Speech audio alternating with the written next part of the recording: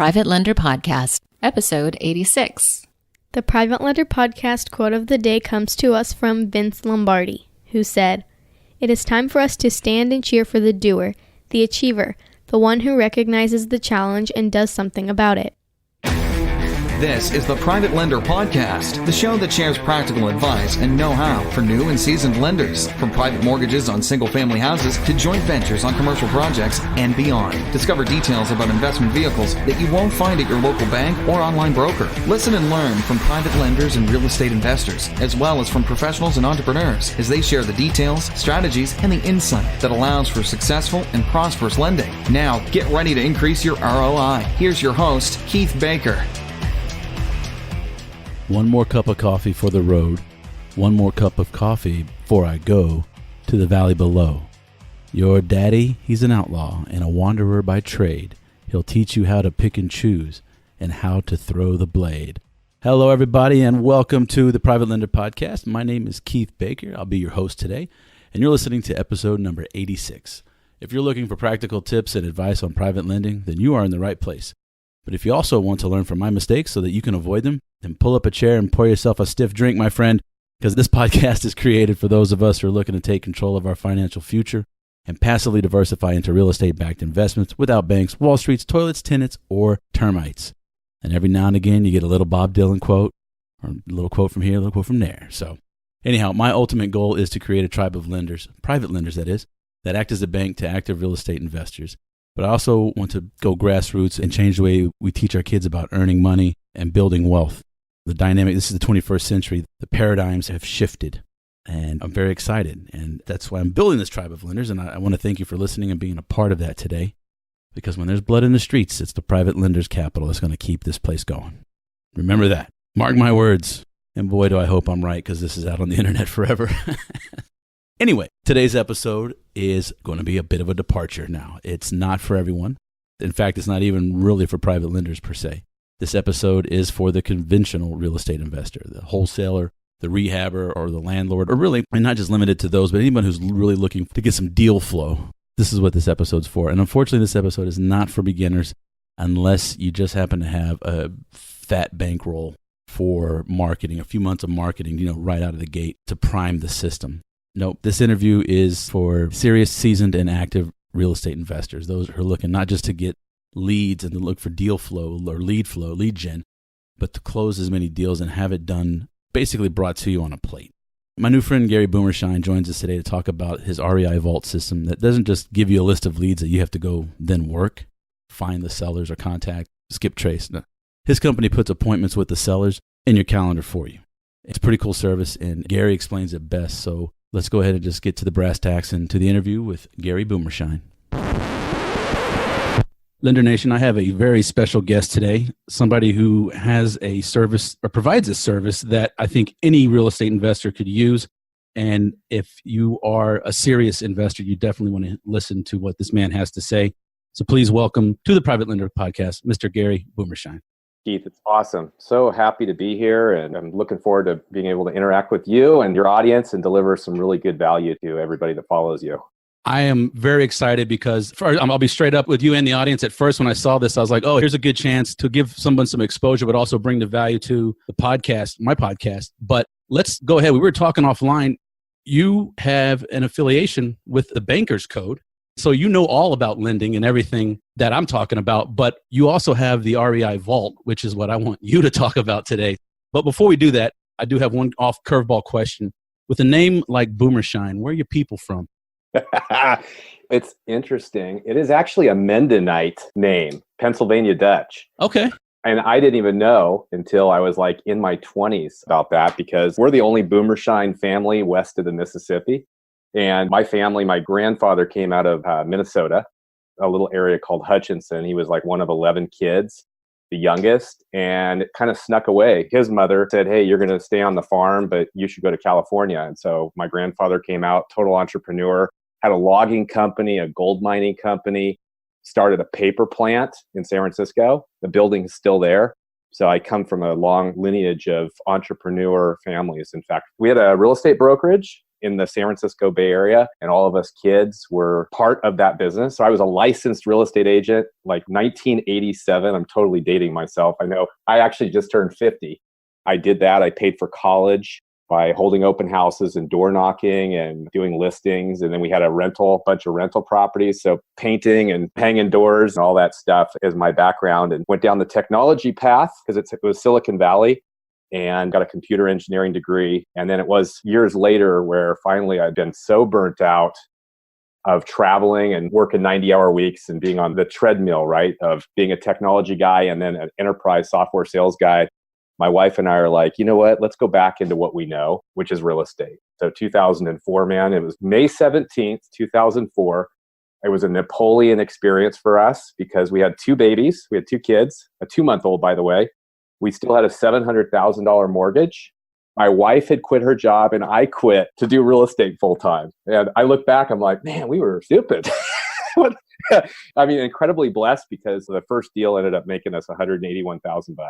But I screwed up everything except the negotiation. That was in 2004. And man, I never looked back. It's been a really great journey. I love this business. I love lending. You and I were talking before the podcast. Lending is probably my passion of being the bank.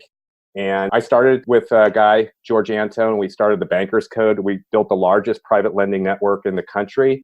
We trained over 1,000 people, primarily around rehab lending. The lending is great now. I still do it, but it's going to get even better when the market turns. So right now I run a company called realestateinvestor.com, REIvault, a lot of real estate operators, CEOs around REIvault. But we're a massive, basically we're driving seller leads, off-market deals. Because where's all the deal flow for real estate investors right now? You can't find anything on the MLS, right? There's no HUD properties, there's no bank-owned foreclosures. It's like bones. It's so crazy competitive. So most of us right now are whoever can control the deal flow going direct to the seller wins. And so we've sent out over 34 million pieces of direct mail for a handful of us. We've done over 1 million outbound cold calls to sellers, driving leads. So I have a service that does that for about 250 top producing investors and agents around the country that are like, usually people are trying to scale their business. They'll come to us and they get a marketing and a sales team for the cost of like one $10 an hour resource. And so that's what I'm doing right now. And then I lend and I flip houses on the side with a small team. Yeah. So needless to say, you know a thing or two about real estate. Yeah. Warren Buffett, I was actually at his shareholder meeting. And by the way, there were 35,000 other people. So it wasn't like Investor Palooza. Oh, that was incredible. So here's Warren Buffett, who is 88. And then the real powerhouse, the guy that runs Berkshire Hathaway, is 96, Charlie Munger. And they basically said the rules of real estate, because they're Berkshire Hathaway and they've made billions, right? But he's like, buy low, sell high, don't lose investor money, and follow the laws. And you know what? When you do that, you win. And then the other thing that Charlie said that I think is so relevant to all of us in this business, because there's so many rabbit holes, right? There's so many ways to go and we make things way too complicated. Real estate's very simple. Lending is very simple, done right. But he said, KISS, keep it simple, stupid. He's like, that's the Berkshire Hathaway model, which is keep it stupid, simple. And I think there's so many investors, I call them real estate business owners. I don't even think most people call themselves investors in this market, but Warren Buffett said a real estate investor is somebody that has money. They buy an asset that's a real estate asset, a physical property, and then they hold it, right? And take all the benefits of real estate, of cash flow on the spread, depreciation, appreciation, tax benefits, right? But most people who are flipping and wholesaling and rehabbing, which I do today, it's not investing, it's really real estate business ownership, right? It's a CEO. And so if you're a CEO, if you're doing $10 an hour work, you're going to have a $10 bank account. So you got to operate as a CEO. And that's what our service does, saying, hey, you know what? Here's a simple service to drive you appointments to get in front of motivated sellers. And then a lot of people are like, oh, I want to do it myself. And it's like, okay, great, go for it. But that's $10 an hour work. Exactly. It's one of the things I need to be more vocal about is when people come to the podcast, it's flippers, landlords, they want to show you how to create a business. I don't. I just want to create investors to loan money to people who want to do that because I'm a horrible landlord. Fortunately, I have enough self-awareness to realize that now, but I was stubborn. I fought it. And I'm like, why am I doing this? Why am I doing the $10 an hour work? And that's what's led me into lending. And did I hear you say 34 million pieces of direct mail that you've sent out on behalf of investors? Yes, we're the largest marketer in the real estate niche. I think we're probably now closer to 36 million. We're sending out about 1 million pieces a month for a small group of us. And so we basically direct mail. How do you get a hold of the seller? How do you get to the seller? Well, there's 3 of the best proven methods. It's direct mail, done right, cold calling, done right, and then what's called RBM, which is the ringless voicemail, where you're loading up and going direct to the cell phone voicemail, and done right. And I say done right because there's a lot of moving parts in formula to get that. So we do that for our members. And the reason I like those 3, there's like probably 100 other ways to market, right? Door knocking, you could bandit signs, the whole thing. But those 3, the guys and gals that are making the most amount of money right now, they're doing those 3, or at least one of the 3, 2 of the 3. The reason it's proven, it's repeatable, and it's scalable, and it provides a measurable ROI. Like you spend $1, you know you're going to make $4 if you're wholesaling, right? If you're in Dallas, $3.50 for every dollar you spend. If you're in some markets, as much as $10. There's a formula of how you got to you got to have the right copy. You got to have a fulfillment house that has to go out weekly. It's got repetition to it. And then you got to have a phone team that's actually kissing the frogs. There's a massive amount of kissing frogs. I call it kissing frogs because people are like, they'll do marketing for sellers and then they expect sellers to be like super motivated. All the leads suck. All leads suck. And the people that understand that make a ton of money because the leads suck until you get on the phone multiple times with the seller and then interact. So we get them on the phone and we actually have a phone team. It's literally like $500 a month for a full-time, somebody that's actually calling daily and scheduling appointments. And they'll spend 6 minutes with the seller on the phone. They'll ask them the right questions at the right time. And then if they say the right things, and they're motivated, then we'll schedule an appointment and then pass that over to our client or our member. So it's pretty cool. I did it and everybody thinks I'm a marketing guy. It's like, no, it's like, if I could just get in front of sellers, right? Just put me in front of a seller and I know what to do. But the marketing, I wanted to have that done for me. My background was in technology. And so I did that. And then a bunch of people said, hey, Gary, can you do that for me too? And that's how it all started.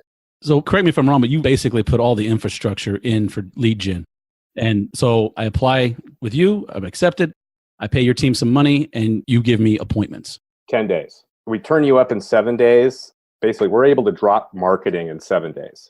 So the turn up process from the time that you sign up with us, there's a 15-minute questionnaire that you fill out called our fast track questionnaire. We give you about 2.5 hours of training. We build the marketing plan. We're like, hey, you're in Texas, you're in Houston. We pretty much can predict what your cost per deal is going to be in your market. If you're in Kansas City, you're going to have a different cost per deal than if you're in California versus Texas. And then we'll say, hey, here's what we would recommend that we do. You want to buy 3 houses a month? Here's what we'd recommend. And then we build the plan for you. We'll tell you, this is the amount of money you'll spend. This is the number of calls we would think that you're going to get, the number that are unique, that turn into leads, that turn into good leads, which are what we call net leads in this business, viable quality leads. And then they'll turn into appointments, into contracts, into deals, into profits. And so we come up with that plan together. We do it for you as a member. And then you sign off and say, yes, let's do it. And then we execute the plan. And then in a month, we get back on the phone saying, okay, let's review how you've done against the plan. And then let's make any adjustments and scale. And so we do that for about 250 people. In fact, we've got the number one in agents and investors. We've got the number one Berkshire Hathaway team in the country. The number one, who is in Omaha, Nebraska, and they're real. Yeah, I know. Imagine that. Jeff Cohn. Jeff has got a huge podcast. Good guy. I've spoken on his stage multiple times. And his business partner, Clint Bartlett. Those guys use our service. But they did over 700 transactions, listing brokerage transactions, and then their goal is over 1,000 houses over the next 2 years. And so we're driving leads for them.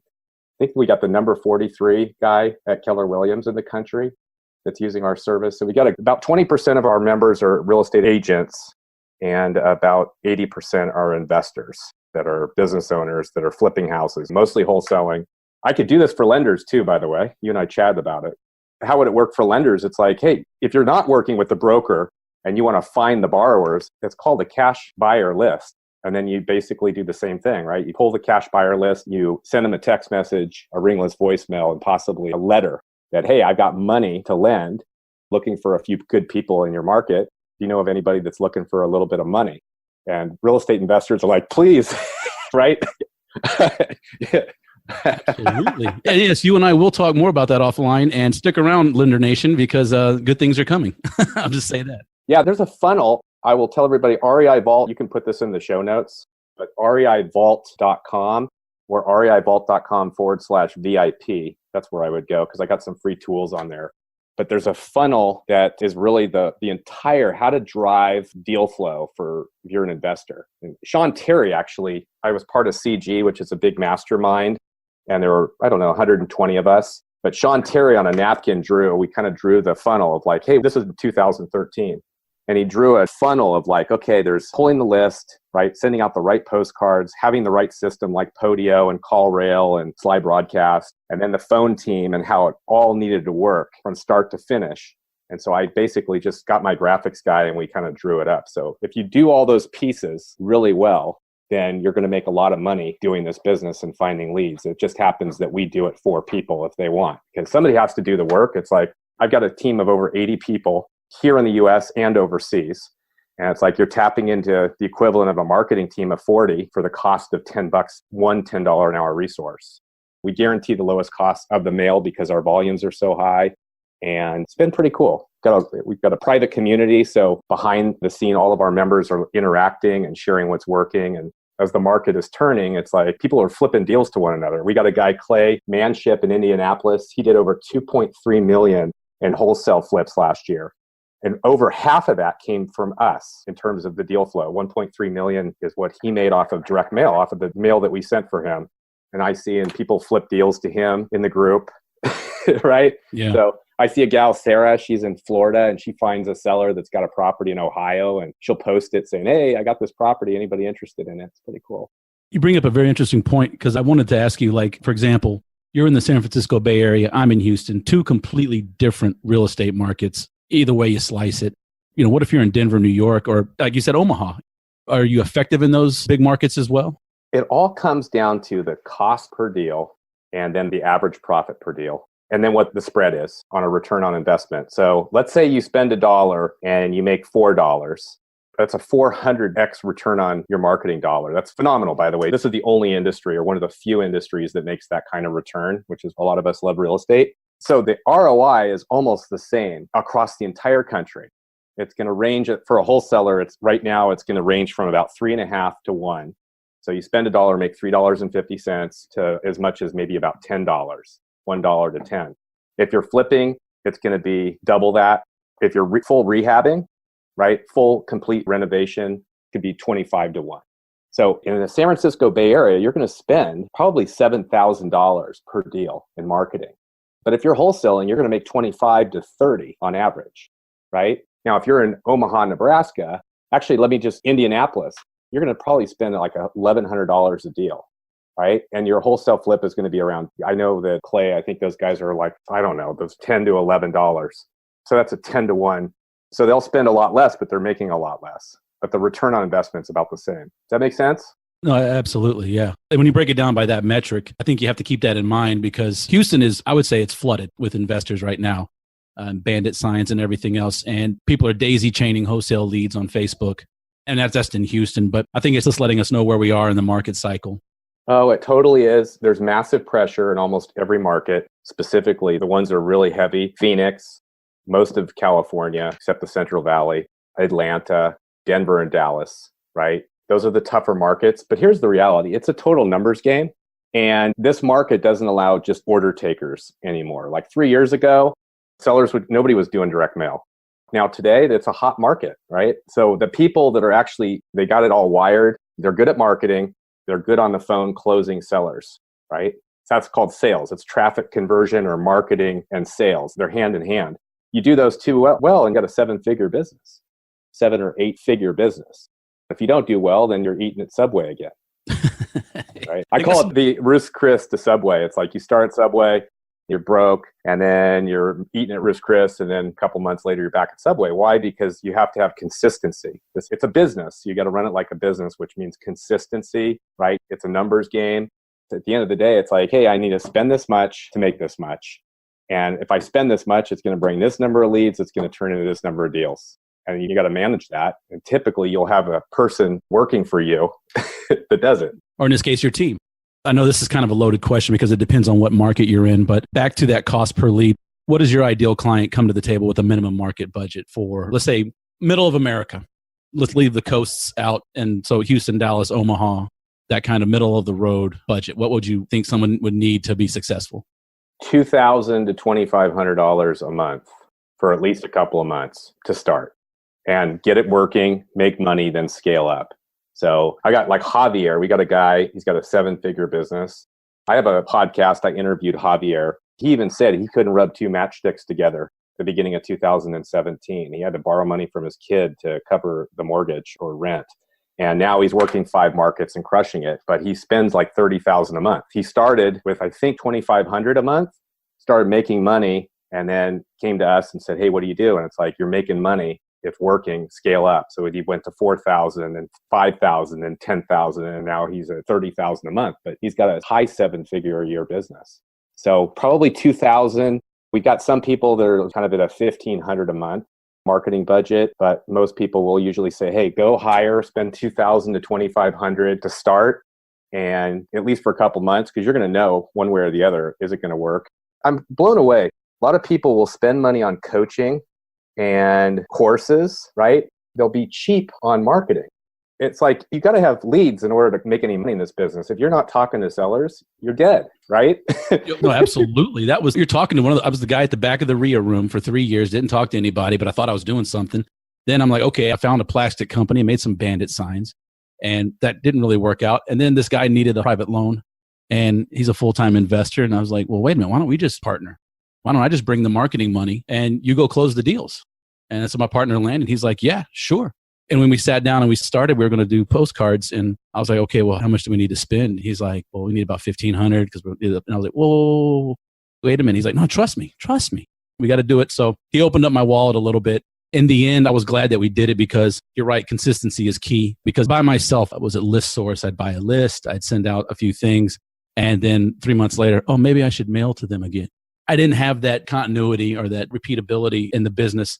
And so, yeah, I can certainly speak to that.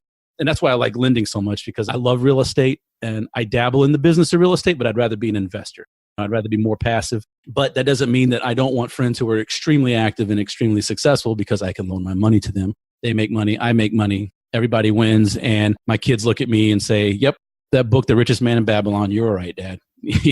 That's just how you do it. It is. I look at it, this is the way I did a podcast on this, a couple of them actually, but I look at the business, there's 3 buckets: cash now, cash flow, cash later, right? Cash now is wholesaling and flipping, right? That's cash now. That's a job. It's a job.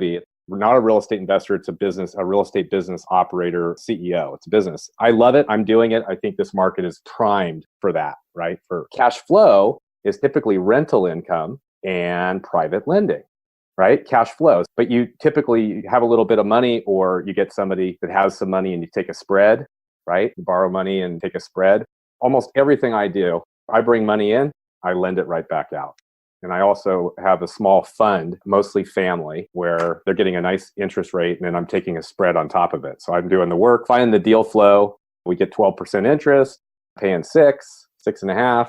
I take the spread, right? But that's cash flow. And then cash later is really going to be by buying and holding, right? Appreciation. And I think you need all 3, especially when the market's going to turn. We're kind of already seeing, I call it the euphoric stage, because real estate's been a 7-year cycle for like over 100 years. We're at like year 10, right? Everybody's like, oh, this is the new norm. It's like, oh, no, this is everything. We've seen this before for 100 years. Yeah. And so when the barber and the nail salon gal are talking how great real estate is, you know that the time is coming, right? But what's going to happen is we're going to see a downturn, but probably mostly the coastal areas, right? And then the people that can survive that for 18 months are going to crush it. And then we're going to probably see massive inflation in the US as well. And so if inflationary market becomes valuable, real estate skyrockets, right? So having a portfolio, I like the middle area of the country, what I call the linear markets, like Nebraska, right? Steady Eddie. I just talked to Jeff. Nebraska only took an up and a down of 6% during the last, in 2008, 6%. So you can survive that. If you were in California, There were properties that dropped like 60 to 70% of their value, and people got wiped out. Nothing against California, but I just don't loan. I know it can be done safely, but I haven't done it enough or know enough people to do it over in California, or really on either of the coasts for me, because those tend to be the most volatile in the country. Me being in the center, Houston, we saw, I'm not exactly sure, but we may have seen a 10 or 15% fluctuation, maybe 20 in some areas on the valuations of the homes. But by and large, our chart is not very violent. Energy capital, as long as there's oil jobs, there's going to be real estate in Houston. So given that, we have a pretty calm graph. But I can't disagree with you with your assessment. I feel like we're in the 12th inning, 13th inning, and all it takes is one pass ball and someone can sneak home and score and it's over. So that's kind of how I'm gearing up and kind of sort of not going to cash, but having more cash reserves in what I lend, because I don't think we're going to see '08 again, but I want that market to turn and I'm going to be there and I'm going to be ready for it. Oh man, you know what? There's in the transition is the greatest wealth transfer. There are life transformation events on the market turn. And some people get wiped out and some people make fortunes. When the market turns, what happens is the money contracts. So the money just like gets wiped out. It's gone. And then all of a sudden, a lot of the properties go back to the bank, right? And so those that have access to cash are making a fortune because they're able to get massive, massive discounts. And so you want to be a lender at that particular point in time because you can charge astronomical rates. You can also get a percentage of the back end profits. Right now, the money is really tight. I'll tell you where I'm lending. I am lending in California. Love it. And I'm doing super low LTV. It's okay. So you're building in some safety already then. So what kind of LTVs are you looking at? 25, maybe 40% of the purchase price, by the way. Wow. That's where I'm at. So I'm looking at it as a hedge against inflation. Here's a deal I funded. It was an $800,000 loan, okay, in Palo Alto, Menlo Park. The borrower came in with $1 million in cash as a down payment, and they had $500,000 for rehab. Okay. I looked at the deal and I'm like, hey, if we had the worst downturn in history and we had an earthquake and the property disappeared, would I be okay lending? Yeah, done, right? Because I don't care about there's too much skin in the game. And if the market really turns, I'm a real estate investor. If I had to take back the property, which I don't want to, but I'd take that back. Yeah. In first position. There you go. There you go. Right? There you go. First position. Absolutely. And like you said, you heard the episode when I got wiped out. And that's why I put it out there is to let people know, don't do it this way. There are other ways you can be creative in financing. And I'm so stoked for the downturn. I want it tomorrow, but I'm not ready yet. We had our own little transfer of wealth here a couple of years ago when Hurricane Harvey came through. And it was very concentrated just to the Houston area. But we saw a lot. People were just tired of it. They just walked away from their home. They didn't care. Others were a little more savvy and had a little more patience. But there's still a tremendous transfer of wealth in real estate just off of that flooding event. Those 4 days where, granted, it wasn't fun and nobody wants to go. The first day I went back to my office, I could see Apache helicopters rescuing people from near the bayous. But for those of us who are prepared, we can make our lives a little better. Sadly, it means usually someone has to lose, but I've found in this world that there's no finite amount of money. Someone doesn't have to lose in order for me to win. So I've seen deals go where these little old ladies, the husband dies and she goes, I just want to move near my grandkids. I don't need the house. I don't need the money. Then there's that moral dilemma, like, how low do I go? This lady doesn't care. But anyway, I'm going down a rabbit hole there, but I like the fact. So you do lend in California, but those are insanely low LTVs. You are building in protection for yourself. Yeah. And you know what? I don't get the high interest rate. I'm getting typically right now in California about 9%, 9.5% on my money. And I'm happy. I'd rather take a lower interest rate and be conservative preparing for a downturn. I use 401k money. I flip houses and put it in there. And it's also a nice hedge against a downturn, right? Because I want to own physical assets is what I want ultimately and be out of debt. Lending, if I look at lending, especially for all of your listeners that have not necessarily done lending, but they've got money. Here's the thing. What is the best business model in the world? What are the biggest buildings on every street corner in the world? It's a 4-letter word. It's bank. It's a bank. Why? Because the business model works, right? The business model works if it's done right. So you just have to learn the amount of time it takes me from start to finish to do. I don't do any of my own paperwork. I actually work with brokers who bring me the deal flow. And it's not like I'm doing any work, right? You take a real estate investor. I did this in front of thousands of people, by the way, but you take the difference between a real estate investor or real estate business owner, right? You draw a line, and then on the other side of that, you put private lender or bank, right? And all the stuff that you have to do as an investor, you got to go figure out the strategy, right? Because it's always changing, wholesaling, flipping, fixing, whatever, creative deals, subject to whatever. And then you got to get the coaching, you got to get the training, you got to get paperwork. Then all of a sudden it's like, oh, now you got to get the marketing engine like REIvault, right? And the sales team and start talking to sellers, making offers. Now you get the deal. Who writes the rules when you need the money? You go to the bank, and the banks, they don't actually use any of their own money, by the way. Private lenders don't actually even need to use their own money. And who's the first to get paid? The bank. Who's the last to get paid? The investor. Who takes all the risk? If something goes wrong, it's the investor, not the bank, right? A real estate investor, this is a leverage. It's a financial game. The whole real estate thing, people think it's real estate. It's not. A real estate investor has to find a physical asset called a property. They got to borrow money at one rate. They make money at another, and they take the spread, right? But then they have to deal with all the headaches of the asset class, like the toilets and the tenants and all that stuff. A bank prints a piece of paper, i.e. a loan, and that is the collateral. As long as somebody, the investor, signs on the dotted line, they turn that over and they use that as the collateral because it's already backed by the property. It's already backed by the investor doing all the work. And so they're taking a spread, and it's the best business model known to mankind. But different than the bank, we can't print money because we go to jail. They can print money out of thin air. We can't. 7-1, 9-1 right now. It's something ridiculous. Yeah, you're absolutely right. Yeah. Right. But learning how to do and be the bank ultimately, right? I think it's the best business model. And like you, I love it. I think it's going to get even better after the market turns. But that's only cash flow. And you do have to typically, in this market, you have to have cash to do it. So I love the wholesaling right now. Tons of money. If you can control the sellers, we're making a massive amount of money because there's so many investors that are looking for deals, right? They're looking for deals. And so we're taking a spread with very little risk. And you can make high 6-figure, 7-figure businesses. And I'm going to ask you a question that my listeners are tired of already, but I'm going to ask you. And this is one of my favorite forays into private lending is who's the bigger criminal, the guy that robs the bank or the guy that owns it? To me, they're both shady, but one is legal, one is not, right? Not shady, but I mean, yeah, it is shady, but it's the banks, everything is set up in their favor.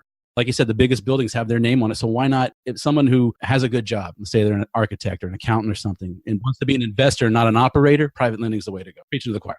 Absolutely. You know, here's the thing. It's easy to villainize the bank, right? And the Federal Reserve, which is made out, it's private. There's nothing federal about the Federal Reserve. Just the name. It's just the name. It was created in 1906 by a group of people, Rockefeller, JP Morgan, Rothschild. By the way, that banking system is the same system in almost every country except 3. So even China and everywhere else except a few countries are all part of that connected system, right? But instead of villainizing the bank, of like the criminal organization, the cabal, whatever you want to call it, it's like, hey, what do they do that we can replicate that's legal? And then do that because the business model works, right? So I love lending done right. It's a simple business. And then at the same time, I think you should buy some properties and hold them. And if you can flip some properties, especially in this market. Like this is a euphoric stage of real estate. There's massive amounts of money. I mean, like I said, I think Clay is like 28 or 29 maybe. And he did 2.3 million. And he actually has a small team. So you start out, you do it yourself, and then you bring in a sales acquisition guy and they make a piece of the profits. And if you do it right, you can have a nice return. And then you take that money and lend it. I know that Clay, as an example, is lending money. He's a big private lender in Indianapolis. Yeah, absolutely. That's where I want to be. Not that I want my name on a building, but I want that type of scale, that type of success in all things. And I'll tell you what I'm going to do. You mentioned some links. I'm just going to create a link. It's going to be privatelenderpodcast.com/vault, VAULT. You're going to get find out more about Gary, get links to the REIvault. And reiterate one more time, this isn't for everyone. You do have to, there's an application process to make sure that it's going to be a good fit. Do bring a bit of a budget, but bring your first 90, 120 days budget and you get all the infrastructure, you get the mailing and you get the outbound calling and the cold calling, which I think right there sells itself, to set up the appointment so the investor just goes back and seals the deal. Yeah, Gary, I can't appreciate you coming on enough. This has been one of my favorite interviews. And I know we're going to speak more offline, but any links you want to throw out real quick, your podcast or anything? Yeah, we're an invite only. This is not a vendor model. So REIvault is not a vendor model.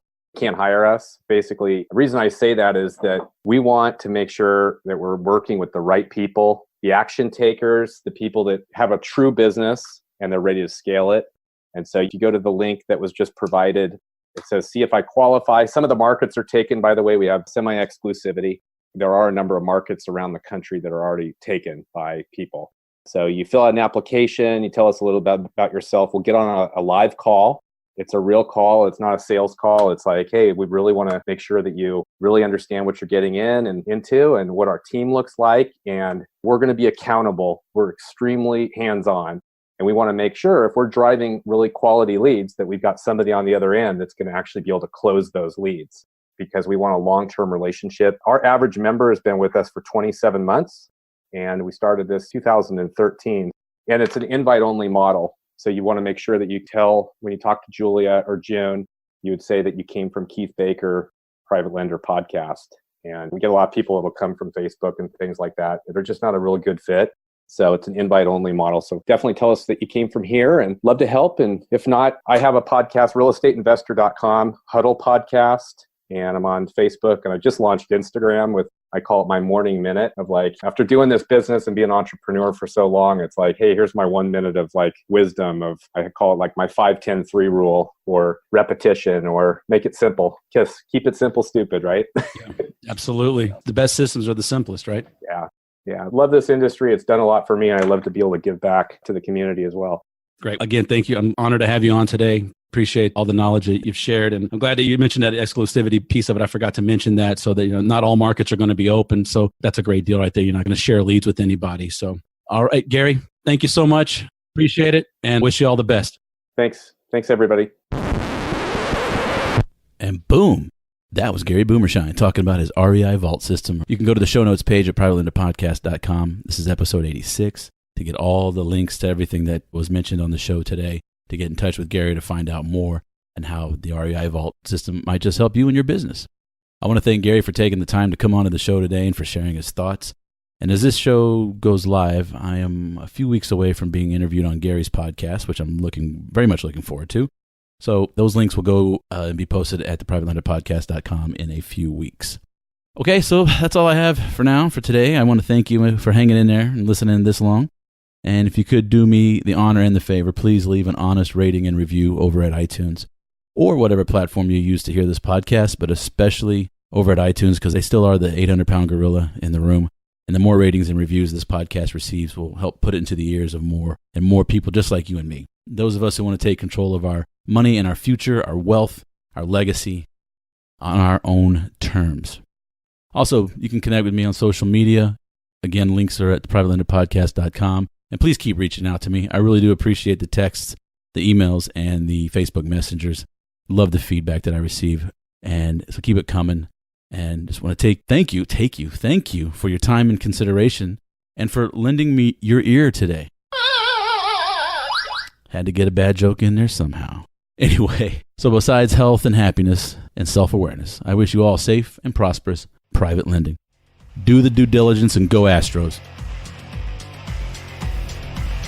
Thanks so much for listening to this episode of Private Lender Podcast with your host, Keith Baker. For more great content and to stay up to date, visit privatelenderpodcast.com. If you enjoyed today's episode, please rate and review, and we'll catch you next time.